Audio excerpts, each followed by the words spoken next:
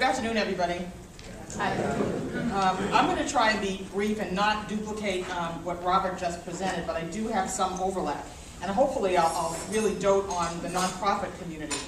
As Dan mentioned, we do a lot of corporate work too, but for today's purposes and part of our passion of Cause Media is to really talk about and reach out to nonprofits and help them get that same visibility that corporations have the money and the time to do. So what I want to do is just quickly review the attributes of a strong brand, and that is connecting the rational and the emotional, the theoretical and the practical, the logical and the magical to create a sustainable competitive advantage. And each of you, believe it or not, is a competitor. You're a competitor for time, space, and most importantly, money. A brand is a person's gut feeling about what you do, your service or your organization. It's not just what you say. It's not just what you say it is. It's what they, meaning us, the consumer, says it is. The foundation of a brand, and I think Robert alluded to this, is trust. Clients have to trust your brand when their experience consistently meets or beats their expectations. Modern society now is information rich and time poor. The value, I'll repeat it, the value of your brand grows in direct proportion to how quickly and easily clients can say yes to what you have to offer. So keep that in mind as not only my presentation, but everybody else on this panel as we talk about this whole process. One of the reasons to brand, and I'm supposed to be setting up really the mapping, the situation when someone comes to us and says they need something. I'm really supposed to be helping you map what you should be thinking when you go to talk to someone, or if you want to try to attempt it internally. The reasons to brand or rebrand is that you have a change in mission or a change in your menu of services. You merge with another nonprofit organization. The first part, change in a mission or menu of services, I don't know how many of you know Federated Dorchester Neighborhood Houses. They just went through a rebrand. They were more of a multi-service organization in Dorchester, and over many years finally decided, got a very dynamic leader, Mark Colton, who said, you know what, we're going to really focus in and get really clear about who it is we are and what we do. And they went through that process and came up with a new name and really narrowed what they were doing to now be called College Bound, where they're really making an effort at focusing on young people and getting them prepared to go to college. That's their main mission, hence the change in their brand. Merger with another nonprofit organization. Many of you know Women's Educational and Industrial Union and Crittenden Hastings House. A merger that was seemed to be made in heaven. I know that some of the behind-the-scenes stuff is a little tough, but the good news is they came away with a very focused direction, and even more so, a focused name about what it is they do. Crittenden Women's Union. Very smart. They kept the essence of both organizations and mastered that in a new brand and a refocused direction.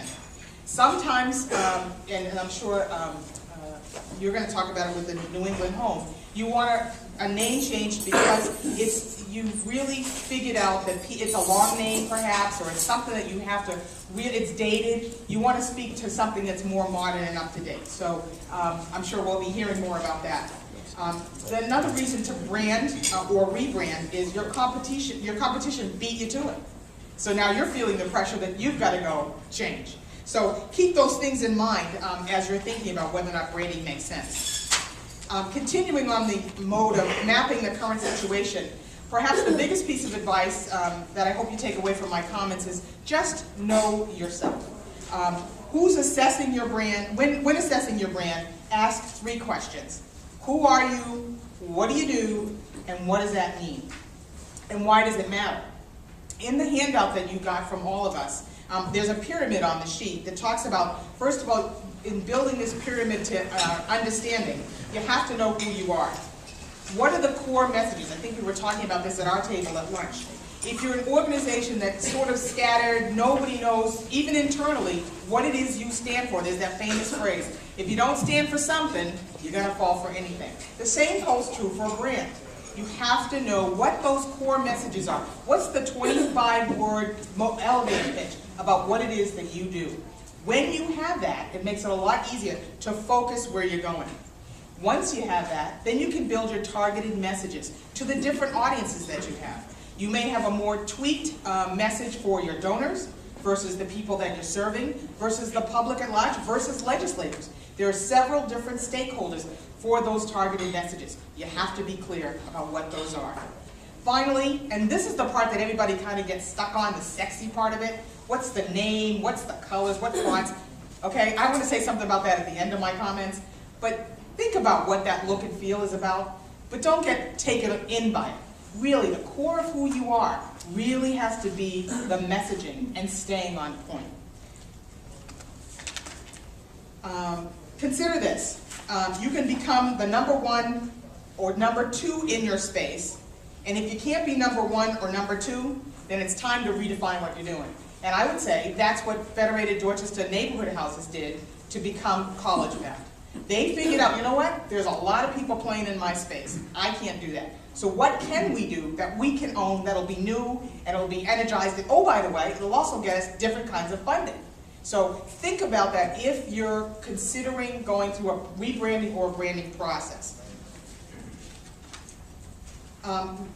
I think Robert alluded to it, and I know we all do it as experts in the field, is the research. It's really important. And, you know, Robert said, oh yeah, you can do it yourself. You know what, I'm going to disagree with you, Robert. Come to the professionals. We know what we're doing. It's not just a Google search. It is really doing the focus testing, the online surveys, the one-on-ones, the informal, the intercepts, of getting from people what it is they believe about who you are. So the research is a really important part of this whole process of branding. Well, can I respond? Please. I agree that if you have the resources, that's why I said on the cheap, you have the resources going to a professional research firm, people who do it all the time, is appropriate to go. But when you don't have those resources, I have found that you can do a very, very effective job on your own to get a sufficient data to be able to make good decisions. And there are very effective ways that organizations can quickly learn or to get pro bono help in developing surveys and using survey methodologies or focus groups to get that information. But if I had my druthers and I had the resources, I'd go that route. Thank you. You want to make sure that your organization's brand expressions for distinctiveness, relevance, memorability, extendability, and depth are all met. You need to answer those questions that I mentioned earlier if you want to take the next step in becoming a really strong brand. When you talk about focusing your brand, there's a couple of steps, what we call an audit. You want to understand it, what your vision, your values, the culture of the organization, your target market, which I mentioned, the perceptions out there about you, where you then can begin to understand how to put together a strategy. You look at your competitors, you look at any of the trends out there and how that service is being provided by other organizations, and any possible opportunities. Basically, it's a SWOT analysis. You then want to clarify those values and all those things that I just mentioned. From that, you build your value proposition. How are you going to be positioned? And what category are you going to be in? Finally, it's what's the unifying concept? What is your brand essence? And from that, you get the big idea. What are some of the challenges that you all face? I'm sure you could tell me better than I can tell you, but I'll go through the ones that I have. That a lot of times when you want to brand or rebrand, your board perhaps doesn't value that as a marketing tool. Your board probably doesn't understand it. So think about creative ways that you make that a board agenda item that you're going to come in and explain to them. Get them in as soon as possible so they're not hearing about it after the fact, that you come in and you've asked for $50,000 or even $30,000 to do a branding exercise. Keep them as involved as possible. There's difficulty in identifying who your stakeholders are. A lot of you have a lot of different audiences to reach. How do you define who they are? And then again, there's the opposite. Too many stakeholders. You've got everybody who wants to have a hand in it. Everybody's a creative director. Everybody's a designer. And I'm sure you've had that situation before. And finally, the biggest challenge probably for you all is cost. I'm sure all of us are here willing to work with you in whatever capacity to help you get on the road to coming up with what that brand is supposed to be. But it is your job to help everybody understand why a brand for your organization is needed now.